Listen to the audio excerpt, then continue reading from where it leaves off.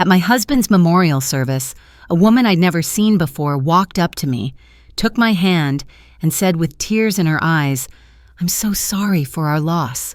Samuel was such a wonderful husband to both of us." I stood there in my black dress, surrounded by 200 mourners, trying to process what she'd just said. Both of us?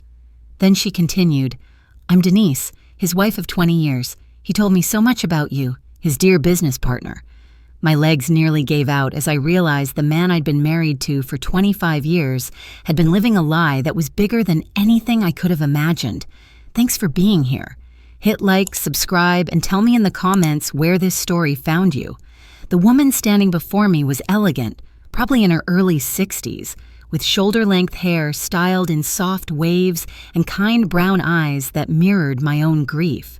She wore a navy blue dress that looked expensive, and her makeup was perfect despite the tears tracking down her cheeks. Everything about her screamed respectability, education, class. She looked like someone I would have been friends with under different circumstances. She looked like someone Samuel would have been attracted to. She looked exactly like the kind of woman who could have been his wife. "I know this must be so confusing," Denise continued, her voice gentle but firm. "Samuel always said you were incredibly understanding about our arrangement. He spoke of you with such respect and admiration." Her words felt like physical blows. Arrangement? What arrangement? I had never heard of this woman in my life, and yet she was speaking about my husband as if she knew him better than I did. I tried to speak, but no words came out. Around us, the memorial reception continued. People balanced small plates of food and spoke in hushed tones about Samuel's sudden heart attack, about what a good man he had been, about how much they would miss him.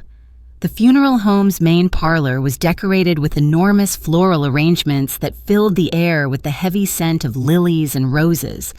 Samuel's enlarged photograph smiled down from an easel near the guest book, the same photo I had chosen just 3 days ago, when my world still made sense.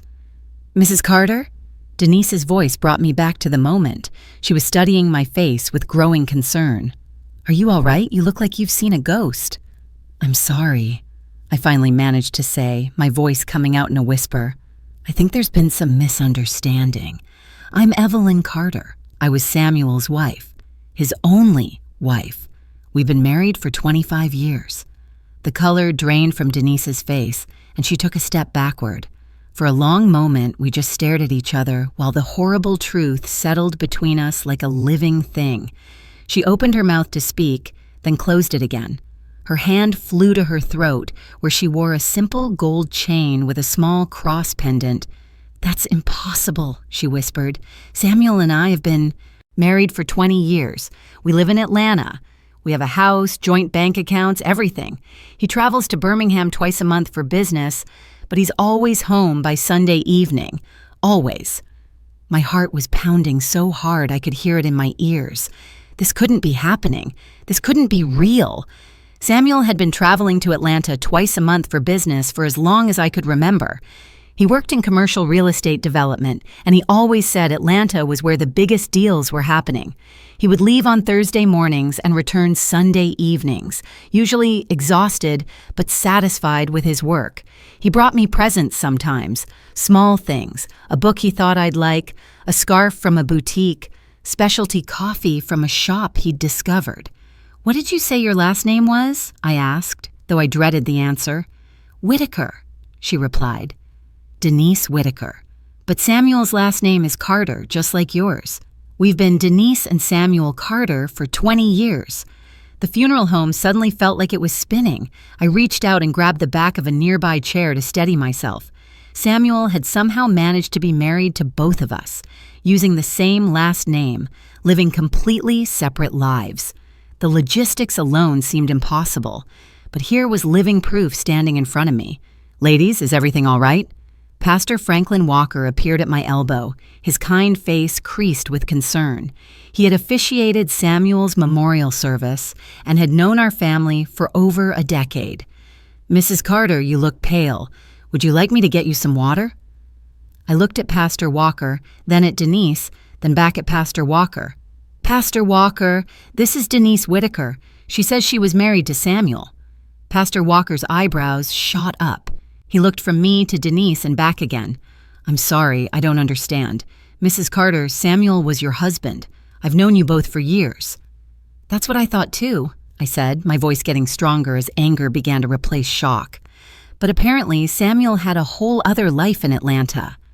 Denise reached into her purse and pulled out a small photo wallet. With trembling hands, she opened it and showed us the contents. Photo after photo of her and Samuel. Samuel in a tuxedo with his arm around Denise in a wedding dress. Samuel and Denise on what looked like a tropical vacation. Samuel blowing out candles on a birthday cake while Denise smiled beside him. Samuel kissing Denise under mistletoe in front of a Christmas tree. In every single photo, Samuel looked exactly like the man I had married, loved, and buried. The same smile, the same laugh lines around his eyes, the same way of holding his head slightly tilted when he was happy.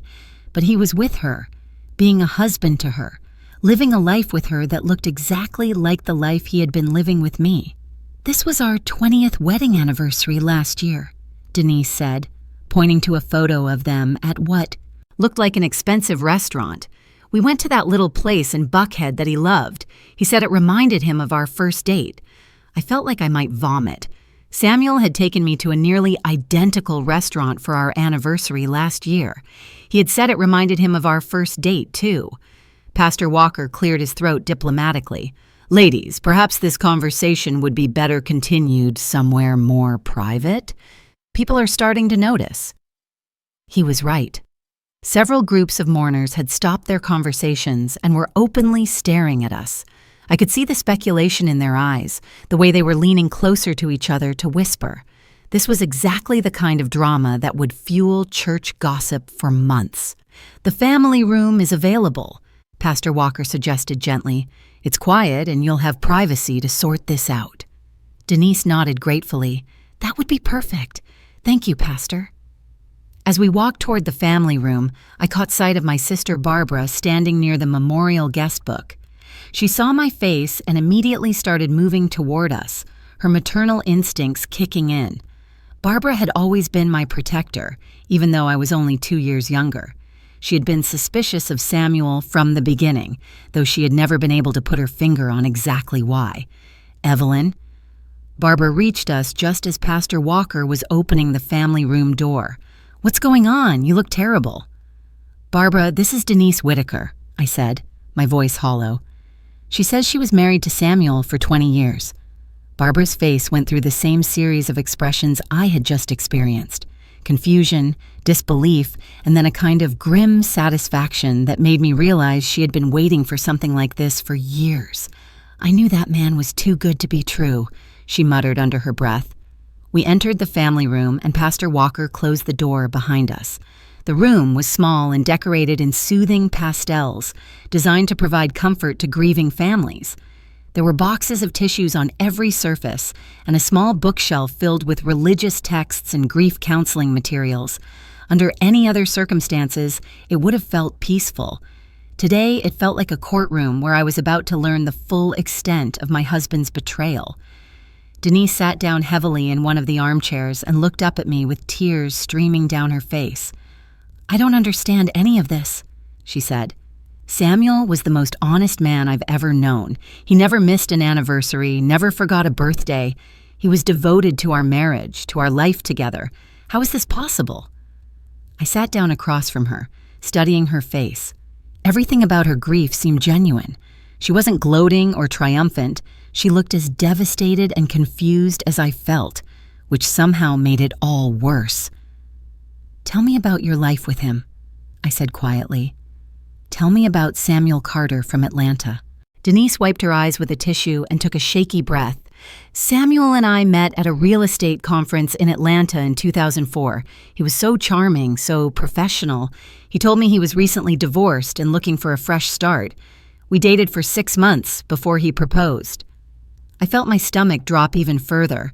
In 2004, Samuel and I had been married for 5 years. We had just bought our house in Birmingham, the house where I was still living, the house where Samuel's clothes still hung in our closet. He said he traveled to Birmingham twice a month for work. Denise continued. Thursday to Sunday every other week, like clockwork. He worked for Morrison Development Group, handling their Alabama properties. At least, that's what he told me. Morrison Development Group? I interrupted. Samuel worked for Hartwell Commercial Real Estate here in Birmingham. He traveled to Atlanta for business. Denise's face went pale. No, that's impossible. He definitely worked for Morrison. I've been to their offices. I've met his colleagues. I attended the company Christmas party every year for 15 years. Barbara, who had been sitting quietly in the corner, leaned forward. Evelyn, didn't you always think it was strange that Samuel never wanted you to come with him on those Atlanta trips? Most wives would have visited at least once in 20 years. She was right. I had suggested it several times, especially in the early years, but Samuel always had a reason why it wouldn't work. Too much business to conduct, clients who preferred to work with him alone, hotels that were too expensive to justify bringing a guest. I had stopped asking eventually, accepting that his work trips were just that, work. What about holidays? I asked Denise. Christmas, Thanksgiving, birthdays? He was always home for those, Denise said firmly. Always. He might have to work late on Christmas Eve sometimes, but he was always home by Christmas morning. We hosted Thanksgiving every year for his coworkers who didn't have family nearby. My blood ran cold. Samuel had always worked late on Christmas Eve. He said it was because the real estate business never really stopped, and Christmas Eve was when a lot of last-minute deals got finalized. He would come home around 10 or 11 at night, exhausted but carrying thoughtful presents he claimed he'd picked up during his lunch break. Denise, I said slowly, what time did Samuel usually get home on Christmas Eve? Oh, he was always home by 6. We had a tradition of opening one present on Christmas Eve, then going to midnight mass together. I stared at her. Samuel had never been home by 6 on Christmas Eve in our entire marriage, and he had always claimed to be too tired for midnight mass, preferring to attend the morning service on Christmas Day. This is impossible, I whispered. How could one person live two completely different lives? How could he remember everything? How did he never slip up? Pastor Walker, who had been listening quietly, cleared his throat. Ladies, I hate to interrupt, but I think there are some practical matters you need to discuss. Legal matters. What do you mean? Denise asked. Well, Pastor Walker said gently, if Samuel was legally married to both of you, then one of those marriages wasn't valid, which means there could be complications with the estate, with insurance policies, with property ownership. I felt like the room was tilting. I hadn't even thought about the legal implications. Samuel and I owned our house jointly. We had joint bank accounts, life insurance policies with each other as beneficiaries. If he had been legally married to Denise, what did that mean for everything we had built together? When did you get married? I asked Denise, dreading the answer. June 15th, 2005, she replied. It was a small ceremony in Atlanta, just a few friends and Samuel's business associates. We got married September 3rd, 1999, I said quietly. So, my marriage was legal. Denise's face crumpled. But that means my marriage was never real? 20 years of my life and it was all fake? No, I said quickly, surprising myself with how protective I felt toward this woman I just met. Your marriage was real to you.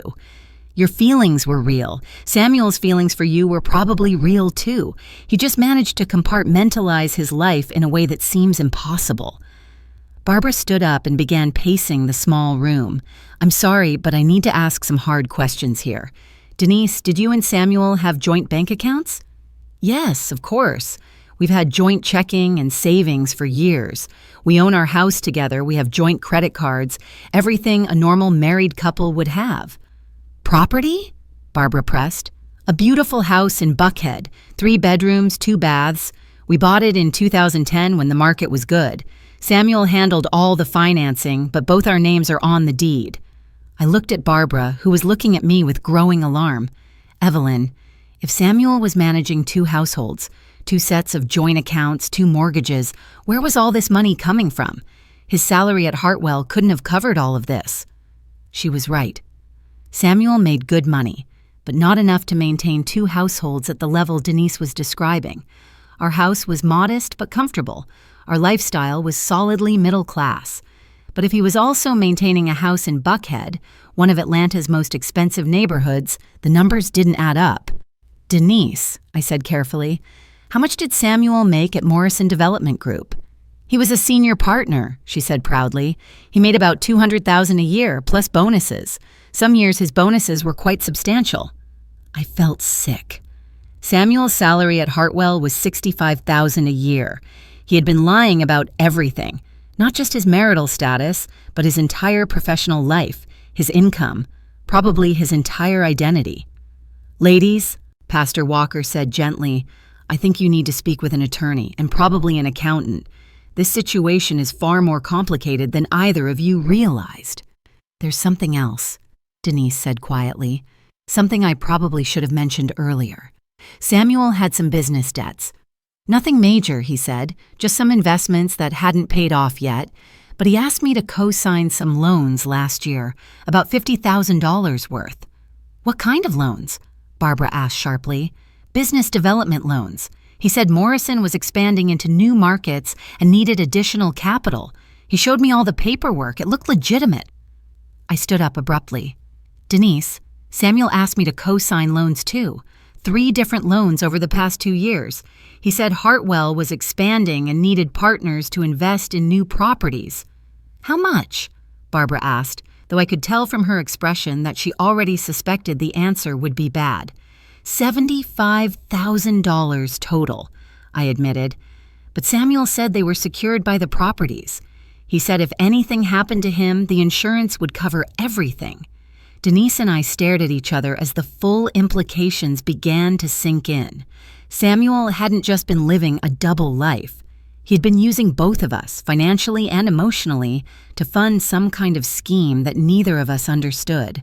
"We need to call the police," Barbara said firmly. "This isn't just bigamy. This is fraud." "Wait," Denise said, reaching into her purse again. "There's something else.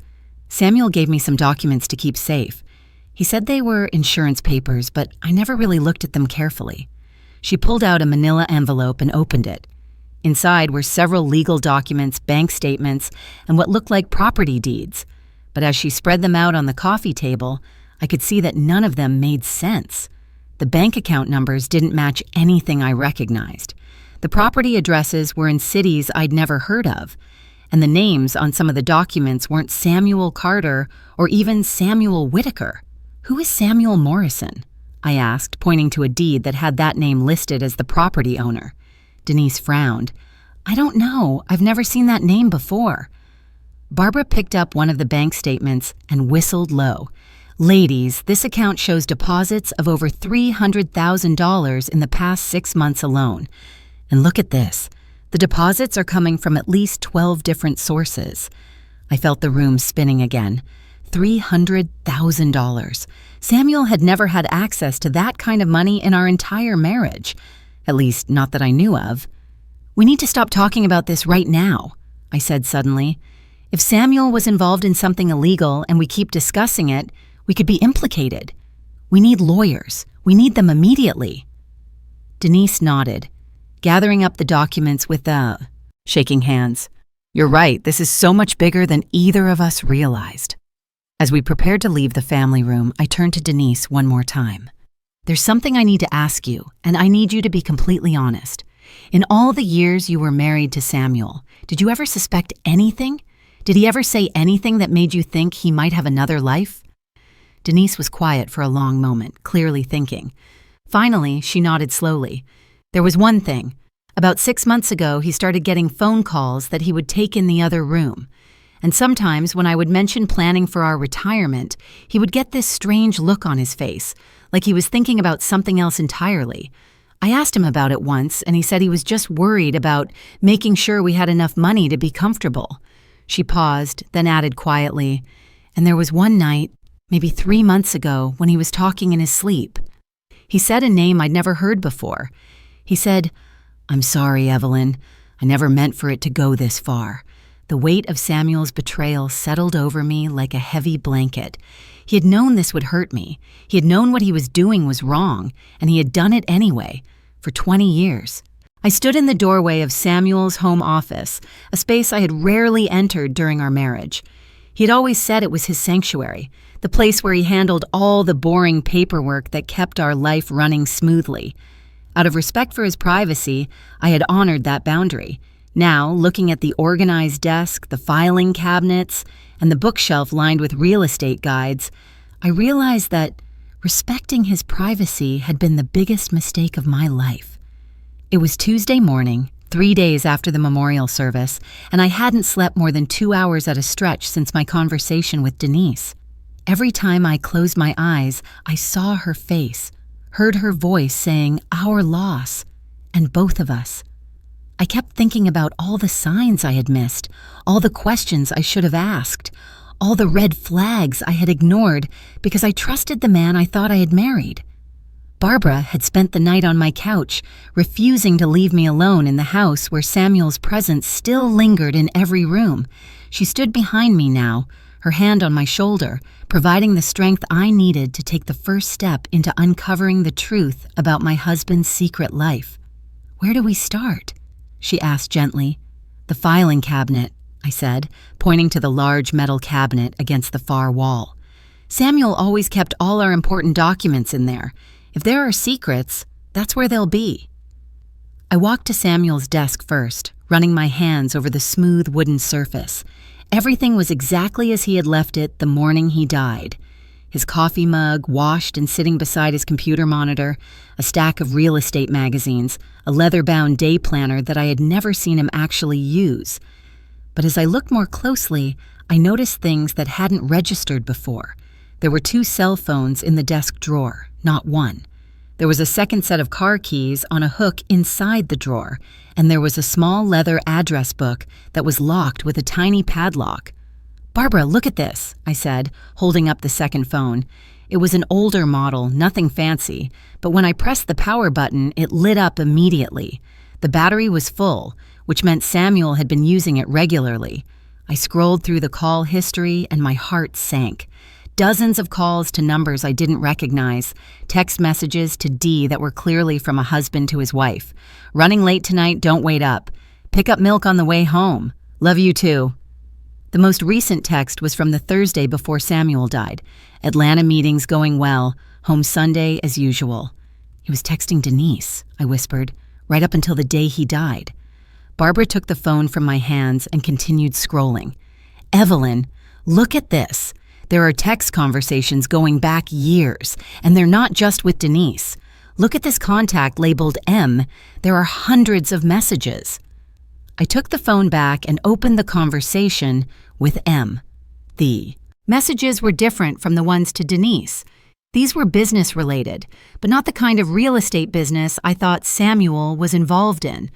Package delivered to Birmingham location. Atlanta pickup successful. Client satisfied with product quality. Payment processed through usual channels. "This doesn't sound like real estate," Barbara said, reading over my shoulder. "No, it doesn't."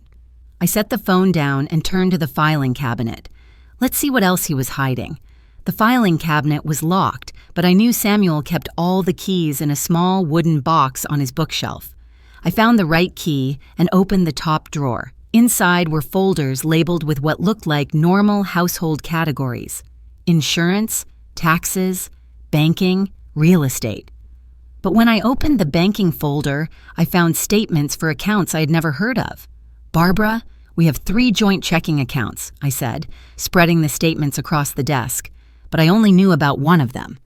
The statements showed regular deposits and withdrawals, but the amounts were staggering. The account I knew about typically had a balance of a few $1,000s. These other accounts showed balances in the tens of thousands, with deposits coming from sources listed only as numbers and letters, no recognizable company names or institutions. "Look at this," Barbara said, opening the real estate folder. "These aren't properties in Birmingham or Atlanta. Look at these addresses: Miami, Las Vegas, Phoenix, Dallas, and the property values." She trailed off, staring at the documents. I leaned over to see what had caught her attention. The properties listed were worth millions of dollars: luxury condominiums, commercial buildings, vacant land in prime development areas. And according to these documents, Samuel owned pieces of all of them. "This is impossible," I said. "Samuel made $65,000 a year. Even if he really was making $200,000 in Atlanta, like Denise said, there's no way he could afford investments like these." I opened the insurance folder and found policies I had never seen before. Life insurance policies worth hundreds of thousands of dollars, with beneficiaries listed as people I had never heard of. Property insurance for buildings I didn't know Samuel owned, and buried at the back of the folder, a policy that made my blood run cold. "Barbara, look at this." I held up a life insurance policy with Samuel's name on it, but the beneficiary wasn't me or Denise. It was someone named Marcus Richardson, and the policy was worth $2 million. "Who is Marcus Richardson?" Barbara asked. "I have no idea, but if Samuel had a $2 million life insurance policy and I'm not the beneficiary, then someone else is about to get very rich from my husband's death."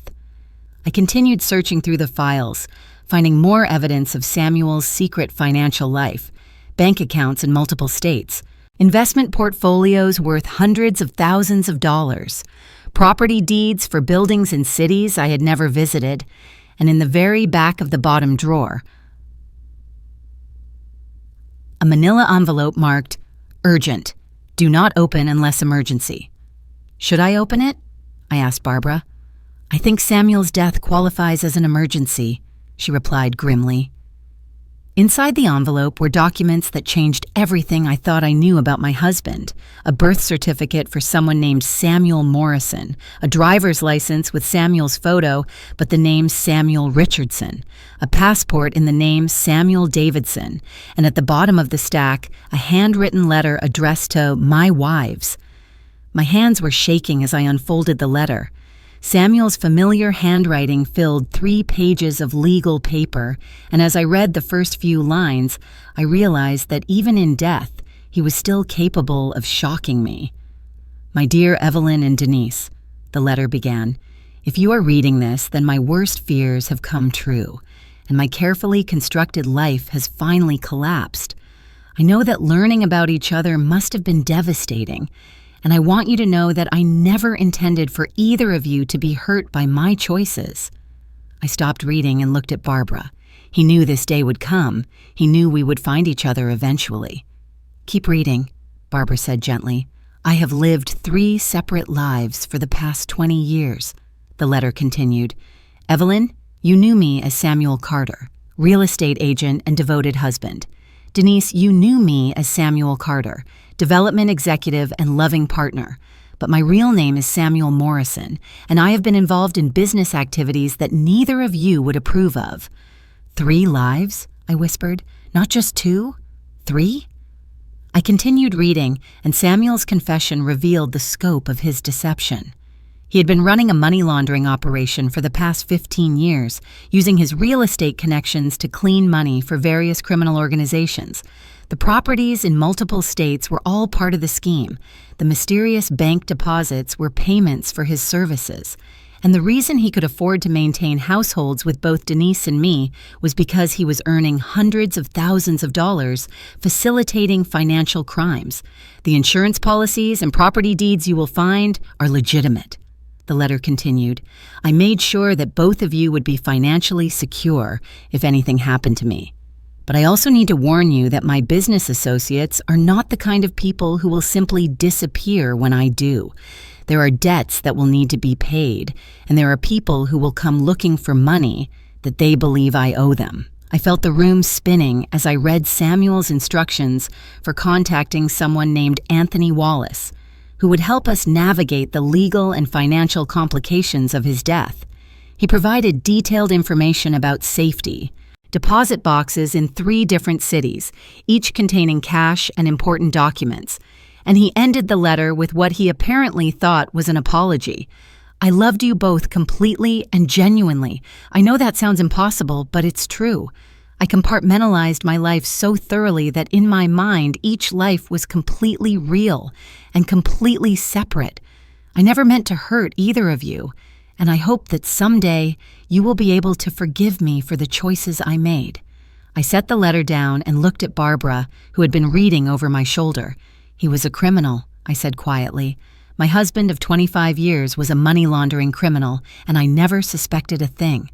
The question now," Barbara said, "is what are you going to do about it? Because if what he's saying in this letter is true, you and Denise could be in danger." Before I could answer, the doorbell rang. Barbara and I looked at each other, both thinking the same thing. Samuel had warned in his letter that people would come looking for him. Was it starting already? I walked to the front window and peered through the curtains. A man in an expensive suit was standing on my front porch, looking directly at the window where I was hiding. When he saw me, he smiled and held up what looked like a business card. "Mrs. Carter?" he called out. "My name is Anthony Wallace. I believe your husband left some instructions for you to contact me." Anthony Wallace sat across from Denise and me in the conference room of his downtown law office, his expression grave as he spread Samuel's real will across the mahogany table. The document was completely different from the will I had seen Samuel draft with our family attorney 5 years ago. This will was 27 pages long, written in legal language so complex that I needed Anthony to translate every paragraph. "Ladies, I need you to understand that Samuel Morrison was not the man either of you married," Anthony began, his voice measured and professional. "I've been his business partner and legal counsel for 15 years, and I've been dreading this conversation since the day we started working together." Denise had arrived at my house 30 minutes after Anthony introduced himself. She looked as exhausted and confused as I felt, carrying a briefcase full of documents that Samuel had given her over the years. Together, we had agreed to meet with Anthony at his office, hoping to finally understand the full scope of Samuel's deception. "Samuel's real name was Samuel Morrison," Anthony continued. "He was born in Chicago in 1965, and he had been involved in various illegal financial schemes since his early 20s. When I met him in 2009, he was already living as 2 different people and was looking for legal advice on how to protect his assets if his activities were ever discovered." I felt a chill run down my spine. "You knew about both of us? You knew he was married to 2 women?" "I knew about his compartmentalized life, yes," Anthony admitted, "but I want you to understand that I advised him against it repeatedly. I told him that what he was doing was not only illegal, but cruel to both of you. He insisted that he loved you both genuinely and that he would never hurt either of you." "But he did hurt us," Denise said quietly. "He hurt us every day for 20 years by lying to us." Anthony nodded sadly. "You're absolutely right, and that's why I'm here now, to help you both navigate the legal consequences of his choices. Because unfortunately, Samuel's death doesn't end the complications. In many ways, it's just the beginning." He opened a thick folder and pulled out several documents. "First, let's address the marriage issue. Evelyn, your marriage to Samuel was legally valid. Denise, yours was not, because Samuel was already married when he went through the ceremony with you. However, Georgia recognizes common law marriage and you lived as husband and wife for 20 years, so you do have some legal rights." "What kind of rights?" Denise asked. "You're entitled to a portion of the assets that were acquired during your relationship, particularly the house in Atlanta and any joint accounts you maintained. However, it's complicated by the fact that many of Samuel's assets were acquired through illegal means." Anthony pulled out a thick stack of bank statements. Samuel was running what's called a layering operation. Criminal organizations would give him large amounts of cash, and he would use his real estate connections to invest that money in legitimate properties. After a period of time, he would sell the properties and return the clean money to his clients, minus a substantial fee. "How much money are we talking about?" I asked, though I wasn't sure I wanted to know the answer. Over the past 5 years alone, Samuel processed approximately $12 million through this scheme. His fee was typically 15%, which means he earned about $1.8 million from these activities. Denise and I stared at each other in shock. $1.8 million. No wonder Samuel had been able to maintain 2 households and still have money left over for expensive gifts and lavish vacations. "Where's all this money now?" Denise asked. Anthony's expression grew even more serious.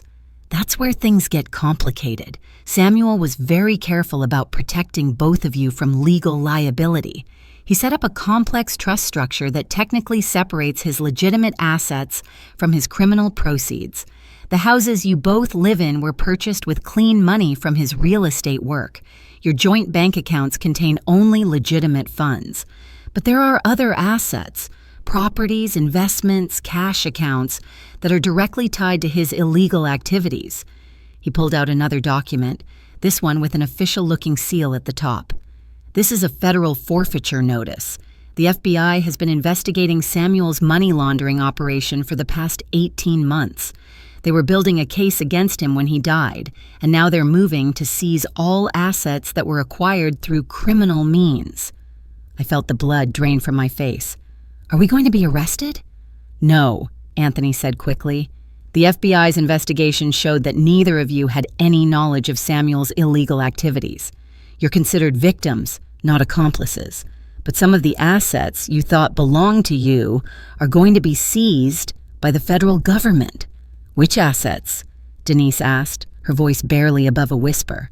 Anthony consulted his notes. The vacation property in Miami that Samuel told you was an investment property that was purchased entirely with criminal proceeds. The boat that's docked in Atlanta Harbor, also criminal proceeds. Several of the luxury cars, some jewelry, and approximately $400,000 in various bank accounts. But what about our homes? I asked. Our primary residences? Those are safe, Anthony assured us. Samuel was very careful to purchase your homes with legitimate income and to keep the mortgages and property taxes current through clean accounts. The FBI has no claim on your primary residences. Denise leaned back in her chair, looking overwhelmed. I feel like I'm living in a nightmare. How could I have been so blind? How could I have been married to someone for 20 years and not known who he really was? Samuel was extremely skilled at compartmentalization, Anthony explained. It's actually a psychological condition that's not uncommon among people who live double lives. In his mind, each life was completely separate and completely real. When he was with you, Evelyn, he genuinely was Samuel Carter, real estate agent and devoted husband. When he was with you, Denise, he was equally genuinely Samuel Carter, development executive and loving partner. And when he was conducting his illegal business, he was Samuel Morrison, money launderer. But how did he keep it all straight? I asked. How did he remember which life he was supposed to be living at any given moment? Anthony pulled out a small notebook from Samuel's effects. He kept detailed schedules and notes. Look at this. He had every day planned out months in advance. Birmingham wife schedule, Atlanta wife schedule, a business schedule. He even had backup stories prepared for every possible scenario. I took the notebook and flipped through the pages, feeling sick as I saw my life reduced to a schedule item. Thursday through Sunday, Atlanta wife. Monday through Wednesday, Birmingham wife. Emergency contact protocols if schedules conflict. There's something else you both need to know, Anthony said gently. Samuel wasn't just laundering money. In the months before his death, he had started skimming from his clients. He was taking more than his agreed-upon percentage and hiding the extra money in accounts that his criminal associates didn't know about. How much money? Denise asked. About $600,000, money that his former clients are going to want back. I felt a new wave of fear wash over me. Are we in danger? Are these people going to come after us? Samuel was very careful to set up protocols to protect you, Anthony said. He left detailed instructions with me about how to handle his debts if anything happened to him. There's enough money in his hidden accounts to pay back what he owed, plus interest. I've already been in contact with the relevant parties, and arrangements are being made. Who are these relevant parties? I asked. Anthony's expression grew grim. People you don't want to meet. Criminal organizations from Chicago, Miami, and Las Vegas who trusted Samuel with very large amounts of money. They're not the kind of people who forget about $600,000. But you said arrangements are being made? Denise asked hopefully. Yes. Samuel set aside enough money to cover his debts, and I'm negotiating the repayment terms. The good news is that these organizations have no interest in pursuing two widows who had nothing to do with Samuel's business. They just want their money back. Anthony pulled out one final document. This is Samuel's real will. After all debts are paid and all criminal assets are forfeited to the government, there will still be a substantial inheritance for both of you. The legitimate real estate investments he made over the years have appreciated significantly. How much? I asked. After everything is settled, you should each receive approximately $400,000 in clean, legitimate assets. Plus, you'll keep your homes and your regular bank accounts. Denise and I sat in stunned silence. $400,000 each. It was more money than either of us had ever imagined having, but it came at the cost of discovering that our entire adult lives had been built on lies. There's one more thing, Anthony said quietly. The FBI wants to interview both of you, not because you're in trouble, but because you might have information that could help them with other cases. Samuel wasn't the only person running operations like this, and the agents working on these cases think you might have overheard or seen things that could be useful. What kind of things? Denise asked. Names, phone numbers, descriptions of people who visited Samuel or called him. Anything that seemed odd or out of place at the time. You lived with him for years. You probably noticed more than you realized. I thought about all the late-night phone calls Samuel used to take in his office, the mysterious business trips that lasted longer than expected, the expensive gifts that seemed to come out of nowhere. At the time, I had attributed everything to his success in real estate. Now I realized I had been witnessing a criminal operation without even knowing it. When do they want to meet with us? I asked. Agent Dana Brooks from the FBI's Financial Crimes Division wants to meet with you both tomorrow morning. She's been working on Samuel's case for over a year, and she's very sympathetic to your situation. She understands that you're victims in all of this. As we prepared to leave Anthony's office, he handed us each a business card and a thick envelope. My contact information is on the card. Call me anytime, day or night, if you have questions or concerns. The envelopes contain copies of all the documents we discussed today, plus Samuel's personal letters to each of you. Personal letters? Denise asked. Samuel wrote individual letters to both of you, explaining his feelings and his regrets. I don't know what they say. He sealed them and asked me to give them to you only after you knew the truth about his activities. Walking out of the law office, I felt like I was emerging from an alternate reality. The man I had been married to for 25 years had never really existed. Samuel Carter had been a character that Samuel Morrison played so convincingly that even I, his wife, had never suspected the truth. Agent Dana Brooks sat across from Denise and me in a small conference room at the FBI field office, her expression both professional and sympathetic. She was younger than I had expected, probably in her mid-40s with short auburn hair and intelligent green eyes that seemed to see everything. The recording device on the table between us was a stark reminder that this conversation could have serious legal implications, even though Anthony had assured us we were not suspects. Mrs. Carter, Mrs. Whitaker, I want to start by saying that I'm sorry for your loss and for the difficult circumstances that brought us together. Agent Brooks began. I've been investigating your husband's activities for 18 months, and I want you to know that nothing we discovered suggests either of you had any knowledge of his illegal operations. Denise shifted uncomfortably in her chair. Agent Brooks, I keep thinking about all the signs I must have missed. How could I have lived with someone for 20 years and not known who he really was? Samuel Morrison was extremely sophisticated in his methods, Agent Brooks replied. We've been tracking money laundering operations for over a decade, and his compartmentalization system was among the most complex we've ever encountered. He didn't just maintain separate lives, he created entirely separate psychological identities. She opened a thick file and pulled out several photographs. I'd like to show you some images and see if you recognize any of these people. They may have visited Samuel, or you might have seen them at social events. The first photograph showed a man in his 50s with graying hair and expensive clothes. He looked familiar, but I couldn't place where I might have seen him. I think I've seen him before, but I can't remember where. This is Vincent Rossetti, Agent Brooks explained. He runs a criminal organization out of Chicago that specializes in moving drug money through legitimate businesses. Samuel processed about $3 million for Rossetti's organization over the past 5 years. The next photograph showed a woman with platinum blonde hair and sharp features. "I definitely recognize her," Denise said immediately. "She came to our house in Atlanta about 6 months ago. Samuel said she was a client looking to invest in Georgia real estate." "Elena Vasquez," Agent Brooks said. "She operates out of Miami and runs a network that smuggles luxury goods and art. Samuel helped her clean approximately $2 million through property investments in Florida."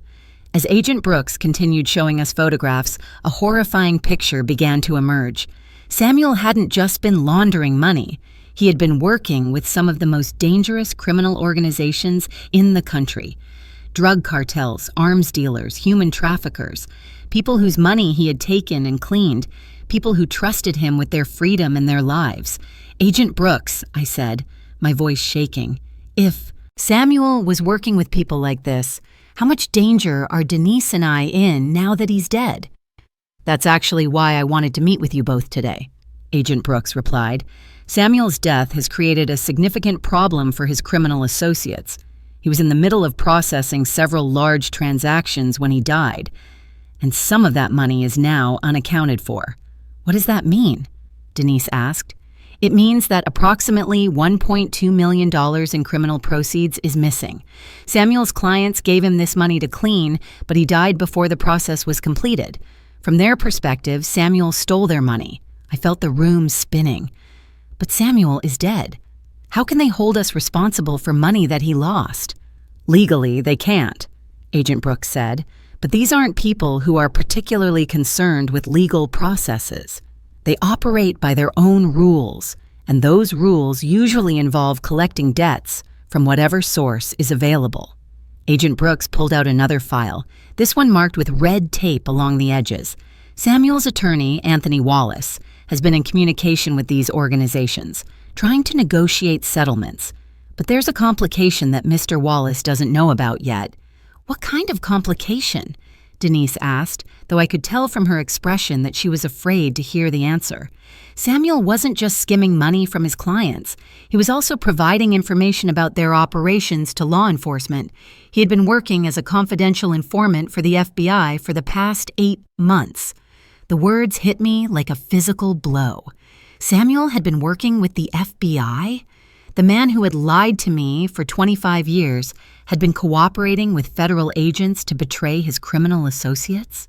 "I don't understand," I said. "If Samuel was helping you, why didn't you protect him? Why didn't you tell us?"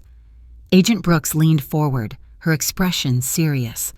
"Samuel contacted us last year when he realized that his criminal associates were becoming suspicious of his activities. He was afraid that they were planning to eliminate him, so he offered to provide information in exchange for protection." "What kind of information?" Denise asked. "Everything. Financial records, names, dates, locations. Samuel had been keeping detailed records of every transaction for years, apparently as insurance against exactly this situation. When he came to us, he provided evidence that led to arrests in 3 different states." Agent Brooks opened another file and showed us copies of documents covered in Samuel's handwriting. Bank account numbers, names, addresses, descriptions of criminal activities. It was like reading a guide to organized crime in America. "Samuel told us about both of you," Agent Brooks continued. "He was desperate to make sure that his cooperation with law enforcement wouldn't put you in danger. That's why he set up the trust structures and the debt repayment protocols with Anthony Wallace. He was trying to protect you from the consequences of his choices." "But you said there are complications," I said. "What's changed?" 3 days ago, we arrested Vincent Rossetti based on information Samuel provided. Rossetti's organization now knows that someone was feeding information to law enforcement, and they're trying to figure out who the informant was. I felt a chill run down my spine. Do they know it was Samuel? Not yet, but they're investigating everyone who had access to their financial information, and Samuel is on that list. If they figure out that he was the informant, they'll want revenge. And since Samuel is dead, they'll look for other ways to send a message. Denise grabbed my hand across the table. "What kind of message?" the kind that involves making examples of the informant's family members," Agent Brooks said quietly. The room fell silent as the full implications of our situation became clear. We weren't just dealing with the emotional devastation of discovering our husband's double life. We weren't just facing the financial complications of his criminal activities. We were potentially in physical danger from people who viewed murder as a routine business practice. "What can we do?" I asked. "How do we protect ourselves?" "The good news is that these organizations don't know about either of you yet," Agent Brooks said. Samuel was very careful to keep his personal life completely separate from his criminal activities. As far as his associates knew, he was a single man with no family ties. "But if they investigate his life, they'll find us eventually," Denise pointed out. "Yes, they will, which is why we're offering you both places in the federal Witness Protection Program." I stared at Agent Brooks in shock. Witness protection meant giving up everything, our homes, our names, our entire lives. It meant disappearing completely and starting over as different people in different places. "Is that really necessary?" I asked. "Can't you just arrest all of these people?" "We're working on it," Agent Brooks said. "Samuel's information has already led to several major arrests, and we expect to make more in the coming weeks. But criminal organizations like these have deep networks and extensive resources. Even if we arrest the top-level operators, there will be others who want revenge for Samuel's betrayal." "How long would we have to stay in witness protection?" Denise asked. "There's no way to know for certain. Probably at least 2 years, possibly longer. It would depend on how quickly we can dismantle the organizations Samuel was working with." Agent Brooks pulled out 2 thick manila envelopes. "I need you both to think very carefully about this decision. Witness protection would mean completely new identities, new homes in different parts of the country, new jobs, new lives. You wouldn't be able to contact your families or friends. You would essentially cease to exist as Evelyn Carter and Denise Whitaker. I thought about my son Julian, my sister Barbara, the community I had built over 25 years in Birmingham. The idea of giving up everything I had ever known was almost as devastating as learning about Samuel's lies. "What if we refuse?" Denise asked. "What if we decide to take our chances and stay where we are?" "Then we'll provide as much protection as we can," Agent Brooks said. "Increase police patrols, security consultations for your homes, emergency contact protocols. But I have to be honest with you. If these organizations decide to target you, there's only so much local law enforcement can do." Agent Brooks stood up and walked to the window overlooking the city. "I've been working financial crimes for 12 years, and I've seen what happens when criminal organizations decide to send messages. They don't just kill people. They make sure the deaths are visible and painful enough to deter other potential informants." "How much time do we have to decide?" I asked. "Samuel's criminal associates don't know he's dead yet. We've been monitoring their communications, and they think he's just delayed in completing their transactions. But eventually, they're going to realize something is wrong and start investigating. I'd say you have maybe 2 weeks before they figure out what happened." As we prepared to leave the FBI office, Agent Brooks handed us her business card and a secure phone. "This phone is monitored 24 hours a day. If you see anything suspicious, if you notice anyone following you, if you receive any unexpected visitors, call me immediately." Walking out into the afternoon sunlight, Denise and I stood on the sidewalk in stunned silence. 2 weeks ago, our biggest concern had been planning Samuel's memorial service. Now we were facing a choice between abandoning our entire lives or risking death at the hands of professional criminals. "Evelyn," Denise said quietly, "I don't know about you, but I'm not ready to disappear. I've already lost 20 years of my life to Samuel's lies. I'm not going to lose the rest of it running from his mistakes." I looked at this woman who had become my unlikely ally in the midst of the biggest crisis of my life. "What are you saying?" "I'm saying that maybe it's time we stopped being victims of Samuel's choices and started making some choices of our own." The FBI's decision to decline witness protection for both Denise and me led to an intensive security consultation that transformed our lives in ways we never expected. Agent Dana Brooks arranged for protective details, secure communication systems, and most importantly, training sessions that taught us how to recognize and respond to potential threats. What started as a safety measure became something much more profound. It became our education in taking control of our own destiny. "I've been thinking about what you said outside the FBI office," I told Denise as we sat in my living room 3 days after our meeting with Agent Brooks, "about not being victims anymore, about making our own choices."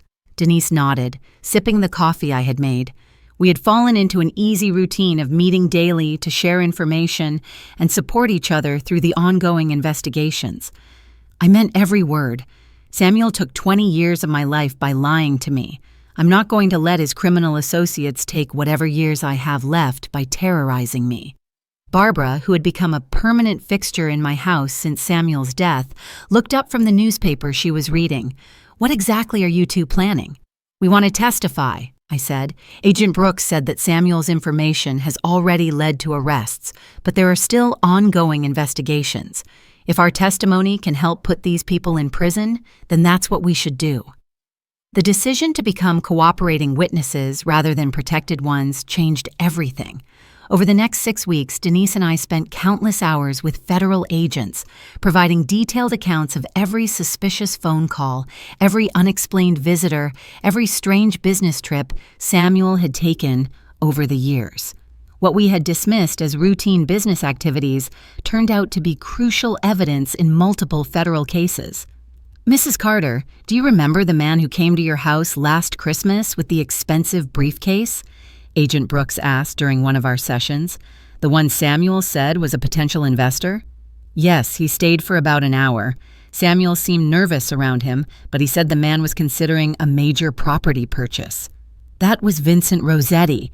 Your description of his visit helps us establish a timeline for when Samuel was planning to cooperate with law enforcement. Rossetti's organization is now facing federal charges, partly because of information Samuel provided, and your testimony about that meeting adds crucial context.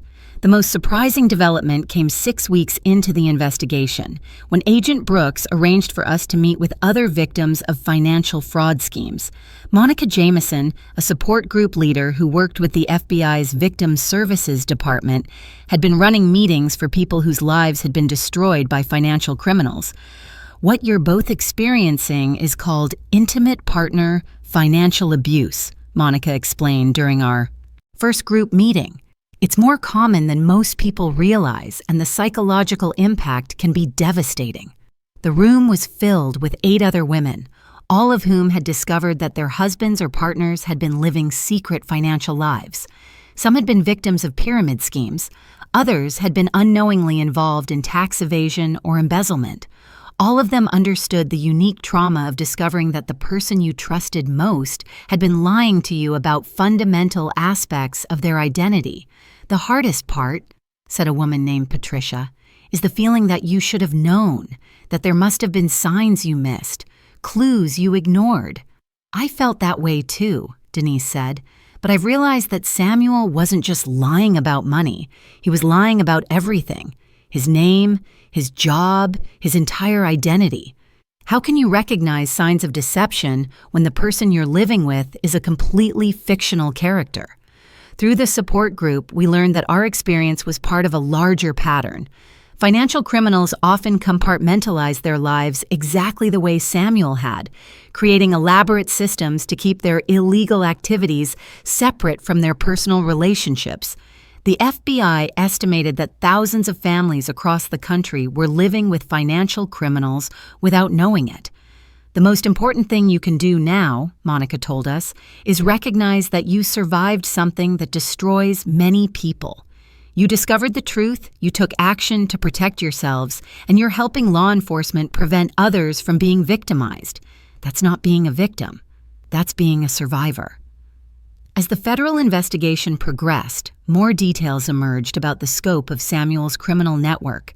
The arrests that followed Samuel's cooperation led to the seizure of over $50 million in criminal assets and the dismantling of money laundering operations in 8 states. Denise and I found ourselves at the center of one of the largest financial crime prosecutions in the region's history. Your husband's information has been invaluable, Agent Brooks told us during our final debriefing.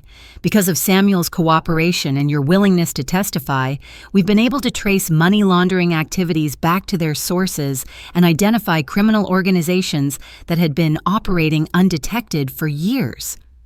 The trials began 8 months after Samuel's death. Denise and I testified in federal court 4 different times, describing our experiences as unknowing witnesses to criminal activities. Each time we took the stand, we felt stronger and more empowered. We weren't just victims telling our stories, we were active participants in bringing criminals to justice. Mrs. Carter, the prosecutor asked during Vincent Rossetti's trial, when you saw the defendant at your home that Christmas, did your husband seem afraid? Yes, he did. Samuel was usually very confident in business meetings, but with this man, he seemed nervous and anxious. He kept checking his watch and seemed relieved when the meeting ended. Our testimony helped convict 7 different defendants in cases ranging from money laundering to racketeering. The combined sentences totaled over 100 years in federal prison. More importantly, the criminal networks that had relied on Samuel's services were permanently disrupted.